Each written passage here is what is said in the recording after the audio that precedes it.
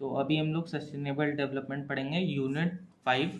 उसमें हम लोग पढ़ेंगे BPAG 174, ठीक है। उसका यूनिट 5 है। पहले सबको बोलेंगे बुक खोल के बैठ जाओ अपने सामने, बुक नहीं है तो PDF खोल के बैठ जाओ, तो अच्छे से ज़्यादा समझ में आएगा। साथ में देखोगे तो ज़्यादा सही से समझ में आएगा, ठीक है।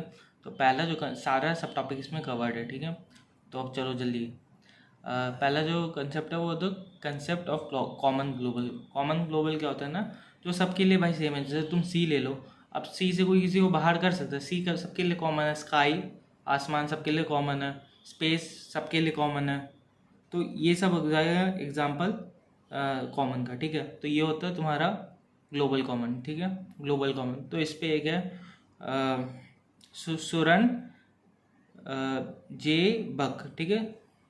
ये क्या बोले, इनके एक बुक है, हम लोग को एग्जाम में इसको ऐसे ही कोट करना है, जिसका नाम है the global common and introduction, ठीक है। इंट्रोडक्शन है ये। तो उसमें वो बताया है कि दो एट्रीब्यूट ऑफ कोई भी रिसोर्स जो होता है उसका दो एट्रीब्यूट होता है। एक एक्सक्लूजन का एट्रीब्यूट होता है और एक सब्सट्रैक्टेबिलिटी का एट्रीब्यूट होता है। तो ये हो गया नंबर 1, ये हो गया नंबर 2। इन दो चीज़ के बारे में उस बुक में बात किया गया है। अब एक्सक्लूजन क्या होता है? एक्सक्लूजन मतलब किसी को बाहर निकालना, ठीक है, किसी को बाहर निकालना। तो मान लो भाई, अगर किसी का स्विमिंग पूल है, अगर किसी का स्विमिंग पूल है तो उससे बाहर निकालना किसी को आसान है कि भाई तुम बाहर निकल जाओ स्विमिंग पूल से। और सब्सट्रैक्टेबिलिटी का क्या हो गया? सब्सट्रैक्टेबिलिटी मतलब सब्ट्रैक्ट हो जाना, मतलब कोई चीज़ काफ़ी लिमिटेड है और अगर कोई इसको यूज़ कर लेगा तो फिर वो चीज़ ख़त्म हो जाएगा, ठीक है। तो उस बुक में वो एग्जाम्पल क्या दिया हुआ है, जैसे एक्सक्लूजन का एग्जाम्पल दिया हुआ है स्विमिंग पूल का। जैसे मान लो तुम्हारा प्राइवेट स्विमिंग पूल है तो तुम उससे किसी को भी बाहर निकाल सकते हो ना, कि भाई तू स्विमिंग नहीं करेगा, तू स्विमिंग नहीं करेगा, बस यही है एक्सक्लूजन, ठीक है। अब आगे हम लोग इससे समझेंगे कि इससे उन लोगों का मतलब क्या है। और सब्सट्रैक्टेबिलिटी का मतलब है कि कोई चीज़ लिमिटेड इन नेचर अगर उसको यूज़ कर लेंगे तो ख़त्म हो जाएगा। एग्जाम्पल सब्सट्रैक्टेबिलिटी का एग्जाम्पल जो है कि टिफ़िन बॉक्स। मान लो स्कूल तुम टिफ़िन बॉक्स लेके गए, अब तुम्हारा टिफ़िन कोई खा गया तो वो तो ख़त्म ना भाई, अब तुम कुछ नहीं खा पाओगे। तो वो है लिमिटेड इन नेचर। तो यही है सब्ट्रैक्टेबिलिटी का मतलब। अब इन दो चीज़ को यूज़ क्यों किया गया है इस बुक में, यूज़ क्यों? तो इसका मतलब ये है, जो ग्लोबल कॉमन है, ग्लोबल कॉमन जैसे मान लो सी हो गया ग्लोबल कॉमन। अब उससे किसी को बाहर निकालना आसान है कि भाई अब तू सी में नहीं आएगा, मतलब किसी कंट्री में किसी को कोई जैसे मान लो स्काई, तो कोई किसी को स्काई के बाहर निकाल सकते कि नहीं अब तुम स्काई में अब ऊपर नहीं देख सकते, तुम्हारा आसमान नहीं है, ऐसा हो ही नहीं सकता। सब्ट्रैक्टेबिलिटी भी होता है कुछ चीज़ में, जैसे समझ लो कोई चीज़ लिमिटेड इन नेचर है तो हम लोग उसको अगर वो कोई दूसरा कोई यूज़ कर लेगा तो वो ख़त्म हो जाएगा। फिर सब्ट्रैक्टेबिलिटी इन नेचर जैसे तुम लिख लो फॉसल फ्यूल्स हो गया ना, रिसोर्सेज फॉसल फ्यूल, उसको भाई तुम ख़त्म कर देगा तो ख़त्म हो जाएगा, ठीक है। तो एग्जाम में अगर ये आएगा तो पहले ये राइटर का नाम हाईलाइट करके लिख देना, ये बुक का नाम लिख देना, और ये दो चीज़ एकदम हाईलाइट करके लिख देना। इतना छोटा क्वेश्चन आएगा नहीं, इसके ऊपर भी ग्लोबल कॉमन का शायद क्वेश्चन आएगा, ठीक है।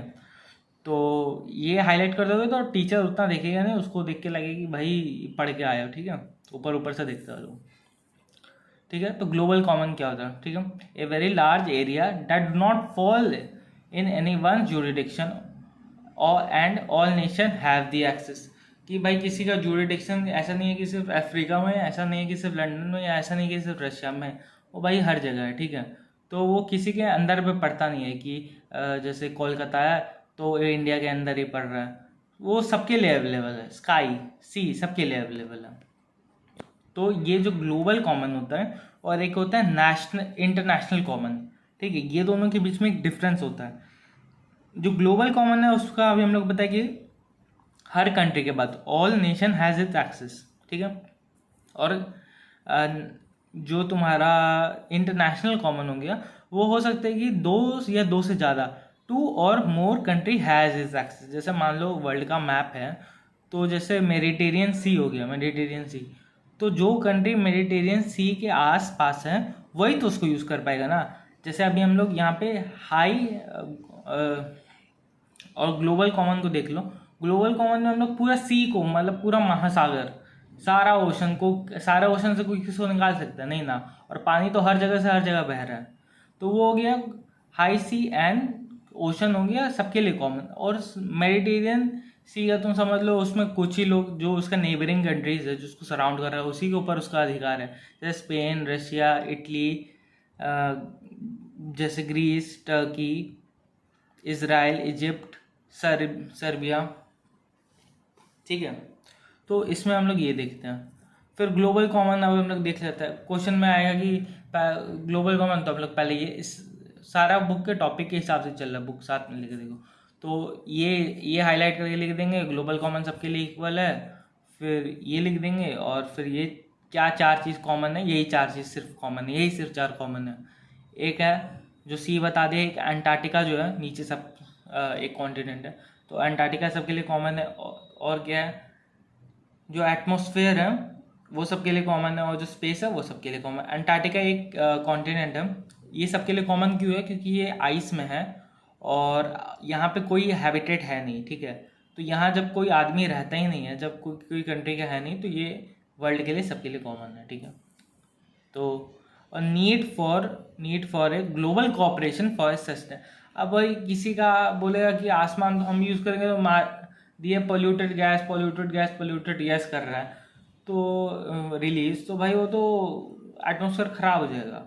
तो इसके लिए सस्टेनेबल यूज़ होना चाहिए, ठीक है। तो फिर नेक्स्ट टॉपिक जो है बुक में देखो, वो है climate change and global problem of common, ठीक है। तो क्लाइमेट चेंज और ग्लोबल प्रॉब्लम फॉर कॉमन है, तो सबको पता है।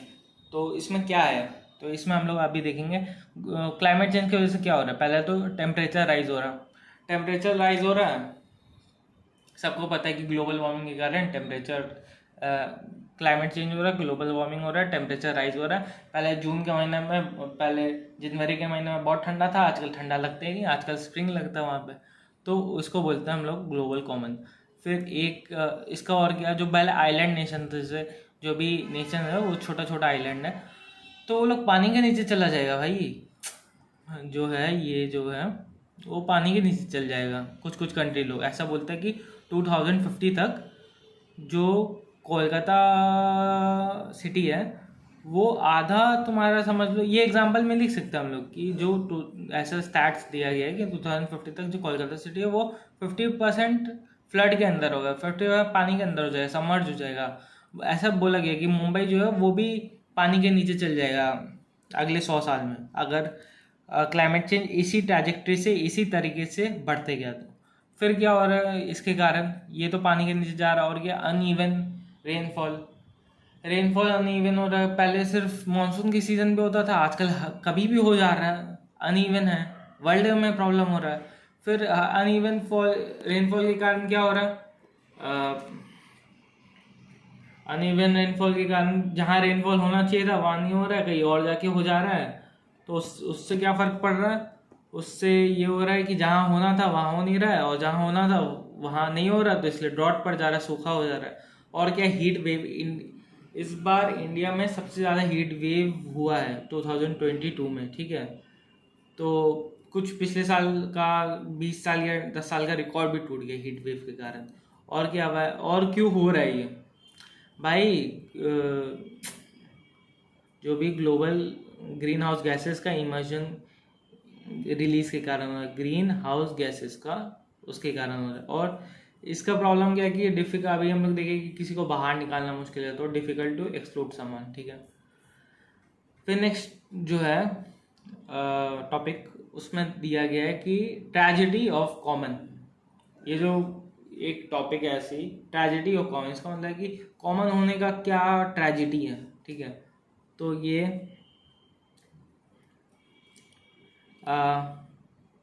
हार्डिन जो है, ये बोलते हैं कि जो ह्यूमन बींग्स हैं are the descendant of thief. मतलब कुछ भी बोल देते हैं, जैसे खुद ही होगा चोर का बच्चा, ठीक है। तो ये वो अपने आप को छोड़ो, ये मानता है कि ह्यूमन जो है वो चोर का वंशज है, आगे वही है। क्योंकि क्या देखो, हम लोग जो है ओवर एक्सप्लॉयटेशन ऑफ कॉमन करते हैं। हर टाइम अगर कोई चीज़ कॉमन में रहा तो हम लोग उसका ओवर एक्सप्लॉयटेशन करेंगे। तो फॉर एग्जांपल देख लो, काउ ग्रेजिंग, बोलते हैं कि हम लोग देखते नहीं कि क्या, यही एग्जांपल देते हैं, ये सारे एग्जांपल लेने का है, ठीक है। तो ये क्या है कि कोई ये बोल रहे कि पहले हम लोग देखते नहीं थे कि कहाँ पे क्या ज़रूरत है, जहाँ मन किया वहाँ पे अपना गाय को चराने के लिए छोड़ दिए और वो सारा घास वहाँ का खा गया, जिसकी वजह से फिर सॉइल इरोजन हो गया और बाकी सारा जो प्रॉब्लम था वो हो गया। तो हम लोग सिर्फ अपना फ़ायदे का सोचते हैं और किसी का फ़ायदे का नहीं सोचते हैं, तो वो इनका मानना है, ठीक है। तो फॉर एग्जांपल काउ ग्रेजिंग का एक एग्जांपल वो बोलते हैं कि हम लोग कहीं पर भी छोड़ देते, चाहे वो ग्रास रहे या ना रहे, तो उस कारण से। और सजेस्ट क्या करता है, बोलते ये प्रॉब्लम है, तो सजेशन क्या देते हैं, वो सजेशन देते हैं कि भाई सब कुछ प्राइवेटाइज कर दो, सबको प्राइवेटाइज कर दो और लिमिटेशन सब में कर दो, सबको प्राइवेट करके सबको बांट दो, कुछ कॉमन रखो ही मत, सबको प्राइवेट करके बांट दो कि भाई इस कंट्री का इतना, इस कंट्री का इतना, इस कंट्री का इतना, इस कंट्री का इतना। तो ये वो बात करते हैं, ठीक है। नेक्स्ट क्या है, और क्या बोलते हैं कि ये जो रिसोर्सेज हैं वो हम लोग का भी है और फ्यूचर जनरेशन का भी है। फिर बात किया गया है कि talking about the ocean and oil, तो वो बात करते हैं ओशन के बारे में। ओशन में स्पेसिफिकली ऑयल और नेचुरल गैस के बारे में बात किया जा रहा है। तो उसमें क्या बोला जा रहा है कि जो रिच कंट्रीज है वो तो मस्त उसको एक्सट्रैक्ट किए जा रहे हैं और पुअर कंट्री खाली मुंह देख रहा है।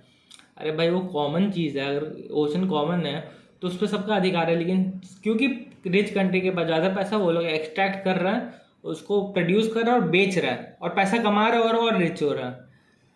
और जो पुअर कंट्री है वो खाली देखे जाए, मियर स्पेक्टेटर, ठीक है। फिर इक्वल अपॉर्चुनिटी है ही नहीं दोनों के लिए, ठीक है। तो ये इसका बात हुआ गया, ठीक है।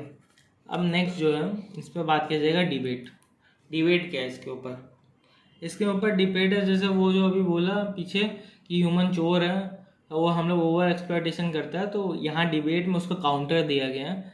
बोला गया कि हम लोग ओवर एक्सप्लॉयटेशन नहीं करता, human does not over, but देखो जैसे हम लोग का ट्राइबल एरिया, इंडिया में अगर कभी ट्राइबल एरिया में जाओ या कहीं पर भी ट्राइबल एरिया में जाओ तो वहाँ देखोगे कि भाई सब कुछ जो है वो बेस्ट है, मतलब वो एकदम बायोडाइवर्सिटी मेंटेन्ड है, वहाँ कोई दिक्कत नहीं है, पूरा मेंटेन्ड देयर डाइवर्सिटी, जो बायोडाइवर्सिटी है वो पूरा मेंटेन्ड है। तो ऐसा नहीं कि हाँ जहाँ ह्यूमन रहेगा वहाँ पे चोरी चमारी होएगा या वहाँ एक्सप्लॉयटेशन, ये फालतू पॉइंट है, वो इसका काउंटर है। और क्या है कि global common should be equal, जैसे अभी यहाँ जो बात किया गया था रिच और इसका, उसी में बोला कि global common should be equal. और डिबेट में क्या बोला गया कि ये लोग गैस प्रोड्यूस कर रहा है, डेवलपमेंट करके ग्रीन हाउस गैसेस तो प्रोड्यूस किया, ठीक है। तो जो डेवलप कंट्री है वो ग्रीन हाउस गैस खुद भी डेवलप की, क्योंकि वो लोग रिच है, इसलिए वो लोग अपने आप को प्रोटेक्ट कर सकते हैं, वो लोग दे कैन प्रोटेक्ट देमसेल्व्स, ठीक है। ये एक बात है, लेकिन पुअर कंट्री कांट, ठीक है। और यहाँ क्या किया है, एक गुप्ता है, एक कोई राइटर है, इसको भी हम लोग एग्जाम में हाईलाइट कर देंगे। और इसमें क्या लिखेंगे, argue that rich country have access, जो भी हम पॉइंट बताए कि can access to protect but poor country can't, ठीक है। और एक और पॉइंट क्या दिया गया था कि जो डेवलप्ड कंट्रीज है वो इमिशन कर करके अपना डेवलपमेंट कर लिया, और अब पुअर कंट्री को बोल रहे कि भाई तुम लोग डेवलपमेंट मत करो, तुम लोग एनवायरनमेंट को बचाओ। तो ये एक पॉइंट है, ठीक है। और क्या है कि ग्लोबल, अब नेक्स्ट टॉपिक है global governance of climate change, ठीक है। Global governance of climate, governance क्या कि किसी चीज़ को रूल रेगुलेशन या मेंटेन करने में जो ग्लोबल है उसका जो क्लाइमेट चेंज है उसको मेंटेन करने में क्या दिक्कत हो रहा है, कैसे हम लोग गवर्नेंस एडमिनिस्ट्रेट नहीं कर पा रहे हैं। प्रॉब्लम्स का पहले बात किया गया, ठीक है। प्रॉब्लम्स क्या है, कॉमन टू ऑल, भाई सब लोग उसको एक्सेस कर रहे हैं, हम लोग उसको रिस्ट्रिक्ट ही नहीं कर सकते किसी भी, कि हम लोग किसी को रिस्ट्रिक्ट कर दिए कि तुम यूज़ नहीं करेगा, तुम बाहर रहेगा, ठीक है। और क्या है, effort from a single country can't be enough, भाई अगर कोई सिंगल कंट्री, मान लो सिर्फ इंडिया ही अगर चाहे कि नहीं हम लोग ये सब नहीं होने देंगे, हम लोग सारा इन्वायरमेंट अच्छे से बचा के रखेंगे, तो वो काफ़ी नहीं है। अगर उसकी जगह अगर पाकिस्तान मस्त डेवलपमेंट किए जा रहा है और पोल्यूशन भी किए जा रहा है, तो फिर इंडिया अकेले कुछ नहीं करेगा, इंडिया तो फिर फूल जैसा सिर्फ देखते रहेगा और तो सिर्फ एक आदमी का करने या एक कम्युनिटी का करने से या सिर्फ एक ग्रुप ऑफ कंट्री का करने से नहीं, इसमें ग्लोबल एफर्ट लगेगा, ठीक है। नेक्स्ट क्या है, लोग में अवेयरनेस नहीं है, लोग समझ नहीं पा रहे कि फ्यूचर जनरेशन को वो लोग खतरे में डाल रहे हैं, ठीक है। और क्या है, सस्टेनेबल डेवलपमेंट गोल जो है, सस्टेनेबल डेवलपमेंट गोल जो है वर्सेस डेवलपमेंट, ये वही फंडा आ जा रहा है कि अब हम लोग पुअर कंट्री को बोल रहे हैं कि भाई तुम लोग सस्टेनेबल डेवलपमेंट करो और डेवलपमेंट मत, मतलब वो लोग बोल रहे कि हम लोग रिच वाला लोग तो अपना जमाने में फॉसल फ्यूल पूरा यूज कर लिया, इंडस्ट्रियल रेवोल्यूशन वो लोग का हो गया, मस्त फैक्ट्री वैक्ट्री लगा के अब अमीर हो गया, और पुअर को बोल रहा नहीं तुम लोग फॉसल फ्यूल मत यूज करो, एनवायरमेंट डेंजर हो रहा है। तो ये क्वेश्चन आ रहा है, ठीक है। और क्या प्रॉब्लम है, फाइनेंशियल इश्यूज, कोई फाइनेंस करने को तैयार नहीं है भाई। जो ग्रीन इलेक्ट्रिसिटी, ग्रीन एनर्जी है, उसके ऊपर रिसर्च करना पड़ेगा, उसके ऊपर नया, फिर जो एग्जिस्टिंग जो फैक्ट्रीज है जो फॉसल फ्यूल पे काम कर रहा है, जो एग्जिस्टिंग कार हो गया, जो एग्जिस्टिंग मशीन्स हो गया जो फॉसल फ्यूल पे काम कर रहा है, उसको हटा के नया चीज़ के लिए लाना पड़ेगा। लेकिन वो नया चीज़ बनाने के लिए रिसर्च करना पड़ेगा, रिसर्च करने के लिए पैसा लगेगा, कोई देने को तैयार नहीं है। सोल्यूशन क्या, सोल्यूशन वही है, सब लोग मिल बांट के आएगा, एग्री करेगा, मॉनिटर करेगा और पैसा वैसा मिलेगा। और क्या, देखो ये देखो सोल्यूशन, पहला agreement that all nation should have collective effort, एक ही बात को इतना प्यारा लैंग्वेज में बोल दिया। और क्या, एग्रीमेंट होना चाहिए सबके साथ, मॉनिटर करेगा कि भाई कैसा चल रहा है, सब कुछ ठीक है कि नहीं है, कितना डेवलपमेंट हुआ है, कितना सस्टेनेबल डेवलपमेंट हुआ है। और ग्रांटिंग ऑफ सैंक्शन, जो कंट्री अच्छा से काम करेगा, अच्छा से करेगा, उसको जो वर्ल्ड फोरम है जैसे IMF, उसको मस्त लोन वोन दे देगा कि तुम काम करो, ठीक है। सारा टॉपिक कवर हो गया, ऑल द बेस्ट।